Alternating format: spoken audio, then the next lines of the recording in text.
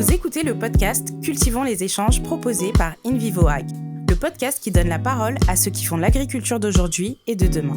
Ce podcast est à retrouver sur toutes vos plateformes d'écoute et sur YouTube. Bonjour et bienvenue dans le podcast Cultivons les échanges. Aujourd'hui, on va parler biodiversité. Alors, quand on a préparé ce podcast, je vous ai raconté la petite histoire du consultant parisien qui, quand il fait le rapport biodiversité, qui ne parle que de haies H-A-I-E-S. Et donc l'idée, c'était de parler avec deux experts. Donc on a Philippe Collin qui est agriculteur dans la Haute-Marne, qui est avec nous et qui est agriculteur en agriculture biologique. C'est bien ça? Oui. Oui, c'est ça, d'accord. Ouais, d'accord. Et Xavier Mesmin qui est avec nous, qui travaille chez Arvalis, qui est expert en biodiversité, qui travaille sur le sujet depuis plus de 10 ans, c'est ce que tu me disais. Et donc on reviendra au fur et à mesure sur ces questions. La première question, quand on parle de biodiversité, Philippe, toi qui es agriculteur et qui en parle tous les jours, comment tu la vis au quotidien, cette biodiversité? En fait, nous, on a aussi une chance, c'est qu'on est dans une région où il y a une diversité de production. Donc, en fait, une diversité de production, c'est une diversité d'assolement, une diversité d'élevage et forcément une diversité de paysages aussi. Parce qu'en fait, entre une prairie, une culture et puis si elle est fauchée, pas fauchée, ou du maïs, du blé, du colza, forcément, ça maille un territoire complètement différent. En fait, je dirais que ce qu'on peut regarder comme biodiversité qui est les petits éléments d'environnement, c'est-à-dire où on parle de la haie, où on parle d'une bande fleurie, où on parle, ça c'est le plus, mais en fait c'est déjà le territoire qui est déjà très très riche en biodiversité. Avant de rentrer déjà dans cette technicité, j'ai envie de dire, mais historiquement, si on reprend depuis le départ, qu'est-ce qui t'amène à prendre conscience de l'importance de cette biodiversité dans ton cycle de production agricole? À quel moment se fait la prise de conscience? C'est parce que tes parents, tes grands-parents le faisaient déjà, ou c'est toi à un moment donné qui a un déclic, ou alors c'est un déclic qui se fait sur le temps long? Comment tu y arrives, quoi? C'est-à-dire que déjà des marqueurs, c'est-à-dire que je veux dire, petit, j'ai vécu avant le remembrement. Donc Ouais. déjà le remembrement, ça a déjà fait une modélisation de paysage qui était favorable à nos productions, hein. Attention, faut remettre les choses à leur place, Et dans leur parce que contexte. derrière, on avait quand même des très petites parcelles et puis donc ça, quand ça s'est développé, on a été peut-être, oui, justement impacté par on a vu certaines choses qui ont pu disparaître. Et donc en fait, c'est comment on peut, nous, en tant qu'agriculteurs, c'est essayer de faire, justement ce remaillage et cette interconnexion avec des éléments qui sont souvent, pour nous, pas productifs. Voilà. Et donc en fait, ça, je l'ai peut-être un peu plus vécu, de plus près quand on est repassé avec, la partie bio où, on a vu qu'il y avait quand même forcément des liaisons entre un milieu, entre des parcelles, parce que la biodiversité, c'est quoi en fait? On va y venir à Moi, dans une parcelle, si je mets, un mélange variétal, si je mets un mélange d'espèces, ou si je fais des micro-parcelles dans une grande parcelle, on touche déjà quelque chose qui n'existait pas pendant plusieurs années. Et là, on voit déjà des choses qui peuvent changer. D'accord. Si on parlait, Xavier, on parlait un peu de définition finalement de biodiversité. Est-ce qu'on peut essayer de est-ce que ça existe aujourd'hui une définition de la biodiversité? Comment tu l'appréhendes? Oui, ça existe, ça existe, c'est vrai que ça reste souvent assez abstrait, enfin ça peut rester assez abstrait. La biodiversité, c'est la diversité du vivant. Donc ça couvre, tellement large que on rentre facilement dans quelque chose d'abstrait. Donc il faut assez vite se raccrocher à des vrais organismes, à des vraies bêtes, donc aux vers de terre, aux coccinelles, aux cirques, aux oiseaux, aux chauves-souris, enfin toutes des bêtes, de la biodiversité, ordinaire, hein, pour le coup, mais qui sont présentes dans les milieux agricoles et qui apportent, des services, vraiment importants. Comment on les justement un peu plus pour ceux qui nous écoutent, c'est comment on le quantifie ça? Est-ce que parce que voilà, tu sais, par exemple, comment dire? Les gens qui te disent: «Ah bah, aujourd'hui, quand je roule sur l'autoroute, il y a plus aucun insecte qui vient se coller sur mon pare-brise». Alors ça, c'est pas un critère ça, enfin. Alors, c'est une manière, hein, c'est une manière de faire, hein, c'est une manière de quantifier ça. Les Anglais ont fait ça, par exemple, avec une vraie étude scientifique robuste et ils montrent qu'effectivement, il y a un déclin assez marqué, parce que c'est une manière de faire assez parlante. Mais après, dans les exploitations agricoles, il y a besoin d'indicateurs et de mesures à proposer aux conseillers, aux agriculteurs eux-mêmes. Et nous, on voit deux manières de le faire. En fait, il y a une manière, sans aller mesurer des choses sur le terrain, on récupère ce que les informations que les agriculteurs saisissent dans leur logiciel de traçabilité, par exemple. Donc, il y en a plein, SMAG, Mes Parcelles, Geofolia, Sister, enfin, il y en a une diversité. Et à partir de ces pratiques-là et de la biblio scientifique, on dit est-ce que ce système est plutôt favorable ou plutôt pas favorable à la biodiversité, à quel type de biodiversité. Ça, c'est une première manière de faire. Donc ça, c'est intéressant parce que ça peut quand même permettre à des agriculteurs de se positionner par rapport à leurs voisins, par rapport à des fermes types dans leur coin. Ça peut leur permettre d'évaluer des démarches de progrès, enfin de changement. Et tiens, si je changeais ça dans mon système, qu'est-ce que ça changerait vis-à-vis de la biodiversité? Mais à un moment, on a quand même envie de savoir ce qui se passe en vrai, dans les parcelles. Et là, on est encore assez contraint au niveau méthodologique parce qu'en fait, on fait toujours des suivis biodiversité avec des pièges qui ont été inventés il y a plus de 100 ans comme maintenant. Et donc, c'est des méthodes, alors c'est bien, mais c'est des méthodes assez chronophages, un peu coûteuses, qui demandent beaucoup de compétences spécifiques pour identifier des espèces. Et donc, on a envie d'aller vers des méthodes type caméra, type sonde acoustique, type ADN. Mais ça met du temps à développer, quoi. On reviendra sur les sondes acoustiques parce qu'on en avait parlé, quoi. Philippe, c'est des agriculteurs nous écoutent. Moi, j'aime parler de toutes les agricultures. Vous, si vous deviez donner un témoignage d'un bénéfice concret, de quelque chose de vraiment concret, quand on parle biodiversité et votre exploitation, quel bénéfice aujourd'hui concret vous arrivez à démontrer à travers les pratiques que vous avez mis en place? Je dirais la plus concrète, c'est la facilité de passer en bio, par exemple.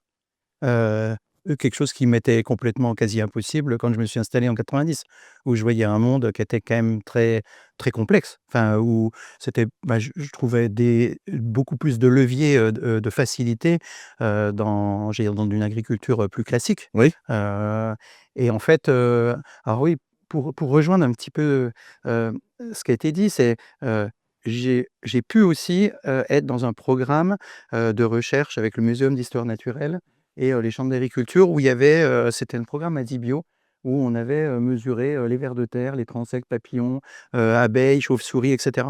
Et en fait, ce qu'on en avait retenu, c'est que on était observateurs, on était juste observateurs. Il y avait des experts qui étaient là, des scientifiques, et puis qui nous ont rendu un rapport en disant dans telle prairie, quand il y a du pâturage, il y a un peu plus de vers de terre que quand il n'y en a pas, etc.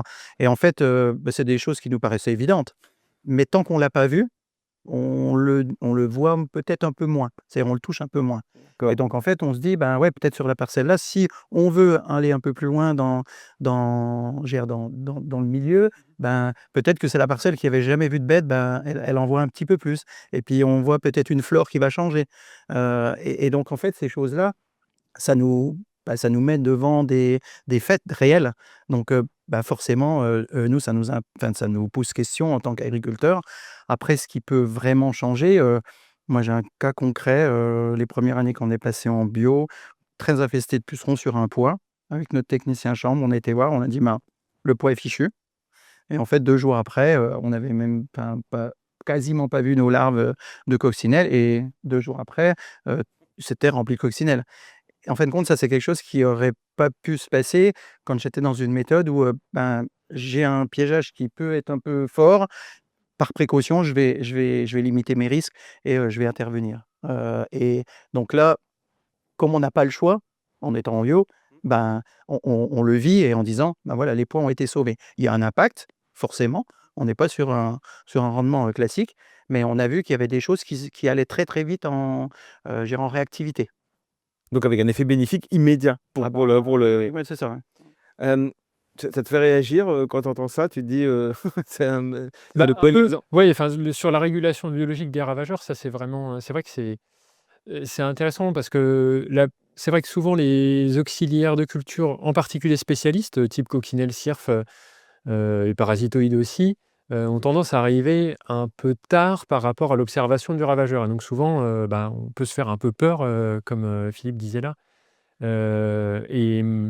Il y a des situations où la régulation est vraiment intéressante. Nous, sur céréales, par exemple, on a le cas, si typiquement les pucerons des épis, c'est des ravageurs qui peuvent poser problème ponctuellement, mais dans l'ensemble, ils sont bien régulés par les auxiliaires de culture, par exemple, y compris dans des systèmes assez conventionnels.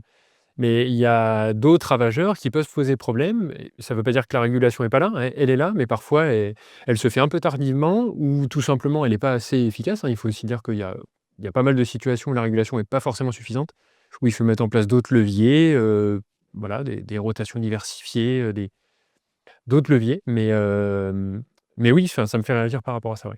Pour l'instant, on n'a pas encore prononcé le mot « est ». Vous avez vu, hein. On a parlé de tout un tas, mais c'est intéressant. On a parlé de tout un tas de systèmes, de solutions.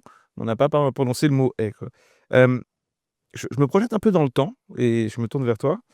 Je lis dans la presse spécialisée agricole et je vois on est dans un mouvement. On a le sentiment d'être dans une forme de mouvement, question pas provocatrice, mais pour comprendre, un petit peu de recul de la surface de bio en France actuellement. Mais, et je mets tout de suite mon mais, je me rappelle être allé au salon Tech and Bio à Valence, que j'aime beaucoup, et de croiser plusieurs copains agris qui ne sont pas du tout en bio. Et j'ai envie de dire, benoîtement, quand je les vois, je leur dis: «Bah, qu'est-ce que vous faites là, Enfin, entre guillemets, «Vous n'avez rien à faire ici». Mais il me dit: «Mais non, pas du tout Thomas, au contraire, on est dans le conventionnel, mais c'est intéressant pour nous de venir se nourrir de ce que le bio, enfin le label bio propose de bien et pour pouvoir l'intégrer dans nos pratiques culturelles dites conventionnelles, quoi». Et alors, ma question, je la reformule, c'est: on voit une baisse du label dit biologique. Mais en même temps, je vois une montée ou une prise de conscience, on l'appelle comme on veut, de finalement aller prendre le positif du bio et de l'intégrer dans le conventionnel. Est-ce que c'est un mouvement que tu observes aussi autour de toi? C'est-à-dire sans rentrer finalement avec une étiquette, mais qu'il y a une prise de conscience chez les agriculteurs de l'importance de cette biodiversité? Alors oui, je vais pas parler de territoire que je connais pas, mais J'ai voilà, mais je m'adresse à toi, voilà, donc voilà. ouais. Donc nous localement, on a quand même des effets qui peuvent aussi tirer. C'est par exemple le travail en commun, genre CUMA, et cetera. Faut savoir que comment ça s'appelle? Les investissements récents qui ont été faits, il y a des programmes qui ont été financés par les régions, par l'agence de l'eau, et cetera, par les AMI filières, surtout ressources, protection, captage. Donc c'était vraiment, enlever un petit peu la pression pesticides, Mmh, plutôt mmh. culture bas intrants, et cetera. Et en fin de compte, on était, amenés à acheter du matériel. Donc le matériel, ben, nous en bio, bineuse, herséterie, semoir de précision, et cetera, avec des écartements bien définis, des GPS, du RTK, et cetera. Et en fin de compte, ben, on a été beaucoup à l'utiliser nous en bio, parce qu'on n'avait pas le choix. C'est robinet le plus précis, et cetera. Et en fin de compte, je pense même aujourd'hui que les 10 dernières années qu'on passé, c'est plutôt le bio qui a passé avec une évolution du matériel très technologique pour aller vraiment diminuer une pression d'intrants, mais qui devenait quand même, forte. Et en fait, ben, dans une CUMA, quelqu'un qui avait à louper un désherbage, bah, tiens, tu viens passer une herséterie, parce que moi je ne sais pas du tout la régler, mais voir ce que ça fait. Et si ça marche, à l'année suivante, il va s'y intéresser. Mais on est encore un petit peu dans un effet, et ça, c'est un petit peu le travers, où, on pense que la méthode alternative, on va l'utiliser comme une méthode, ancienne. C'est-à-dire qu'avec, c'est une du préventif, c'est pas du curatif. Tout à Et fait. donc en fin de compte, un désherbage à l'aveugle, je donne juste un exemple, bah, il va enlever énormément d'adventices, mais il faut avoir, l'instinct du passé. Tout C'est à fait. un peu risqué des fois, où on n'a pas de fenêtre de tir. Et donc en fait, tout ça, je pense que oui, aujourd'hui, il y a vraiment des agriculteurs qui regardent, et je pense que c'est une réalité à Tech and Bio. Il y a des méthodes aujourd'hui qui peuvent être très, très bien utilisées en méthode complémentaire, c'est-à-dire en méthode préventive d'un système classique pour réduire forcément, bah, tout ce qu'on pourrait avoir en curatif. Ouais, ouais. Bah, en fait, oui, moi, ça me fait penser à des essais, systèmes qu'on a qui sont pas, enfin qui, en fait, mobilisent de l'agronomie en général, hein, et qui essaient de mettre en place tout un tas de leviers préventifs, heu, beaucoup basés sur la diversification des assolements. Ça peut typiquement penser aux essais CYPRE qu'on a. Où en fait on se base dans un coin, on a un système témoin qui représente bien ce que font les agriculteurs dans le coin et puis on se dit: «Bon, bah, voilà, on va essayer de bouger ce système, de diversifier, en fonction du contexte», hein. On fait des choses, qui marchent dans ce contexte-là et donc à partir de rotations qui sont sur 2 ou 3 ans, peut-être on passe sur 8 ou 9 ans. Donc on se doute que du côté biodiversité, ça va être, bénéfique justement, hein, pour plein d'aspects parce que ça diversifie la mosaïque, paysagère et que donc les bêtes ont tout un tas d'habitats différents où elles peuvent aller, en incluant les bords de champs Et en fait, on tire plein d'enseignements qui sont ni propres au conventionnel, ni propres au bio dans ces cas-là, quoi, hein, qui sont simplement, en faisant ça, on casse le cycle des adventices parce qu'on a une culture d'hiver, une culture de printemps, enfin, on casse le cycle de ravageurs et de pathogènes également. On apporte de l'azote dans le système parce qu'on met de la légumineuse et on est favorable globalement à la biodiversité parce qu'on a davantage d'habitat.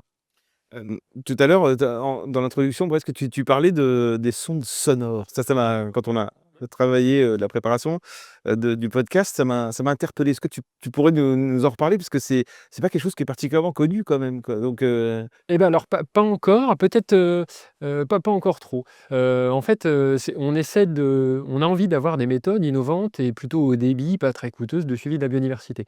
Et c'est vrai que là où c'est le plus avancé pour l'instant, c'est clairement en utilisant les données acoustiques, que ce soit chauve-souris ou oiseaux. Alors oiseaux, vous avez peut-être, sur vos smartphones l'application BirdNet, qui maintenant reconnaît efficacement les chants d'oiseaux. Donc, si vous entendez un oiseau dans la nature, vous mettez BirdNet.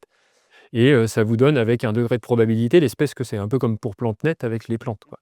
Donc ça marche très bien. Pour les chauves-souris, alors c'est pas mal associé, au Muséum national d'histoire naturelle. Il y a, des enregistreurs qui captent tout ce qui se passe pendant une nuit, après un certain temps de traitement, ils restituent, la liste des espèces qui ont été observées sur les parcelles. Et ça rend la biodiversité, concrète, parce qu'on est capable de mettre des photos derrière, des noms d'espèces et de dire, en fait, cette espèce-là, elle mange, tant de papillons de nuit, par exemple, et ces papillons de nuit, il se trouve qu'ils font des chenilles qui sont, des ravageurs du maïs, des ravageurs de la vigne, et donc il y a un vrai service écosystémique derrière, sauf que ça se passe la nuit, qu'on ne les voit pas et que voilà. Donc ça permet de rendre concret de la biodiversité. L'idéal, ce serait que ce soit assez démocratisé et qu'il y ait beaucoup d'agriculteurs qui aient accès à ce genre de données. Parce que c'est vrai que ça rend la biodiversité beaucoup plus proche de soi, je pense.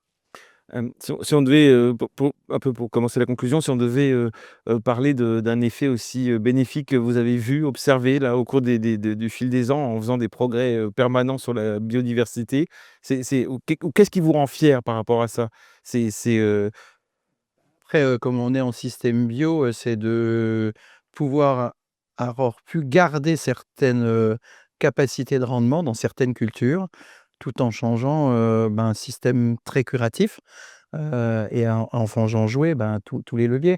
Et en fait, oui, une alternance printemps-automne, mais après, on peut louper des choses et ça, faut le reconnaître. Et c'est à un moment donné, c'est peut-être plus facile dans un système où, on a une capacité à valoriser, par exemple 9 cultures, Ouais, que 3. Et donc là, on tombe un petit peu dans le système, l'agriculteur ne peut plus y arriver tout seul et ça doit être obligatoirement un collectif et un collectif sur un territoire parce qu'en fait, la biodiversité chez moi, ce sera pas la même qu'en Champagne ou qu'en Occitanie, donc voilà.